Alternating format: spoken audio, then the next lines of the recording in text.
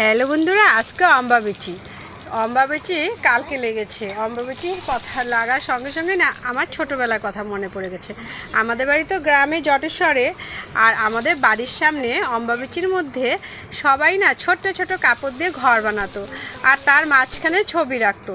আর যখনই সব লোকগুলো হাটে যেত, হাট থেকে বাড়িতে ফেরার সময় সবার হাতে লটকা, খেজুর, কালোজাম থাকতো, আর সবাই ওই ঘরের মধ্যে ঠাকুরের সামনে দিয়ে দিয়ে যেত।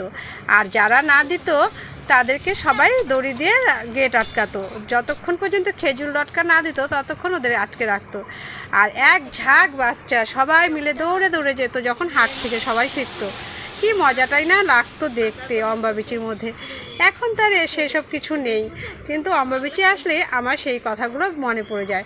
তোমরা কি কেউ এরকম দেখেছো অম্বাবিচির মধ্যে ঘর করে? যদি দেখে থাকো তবে সাবস্ক্রাইব করে আর কমেন্ট করে জানিও।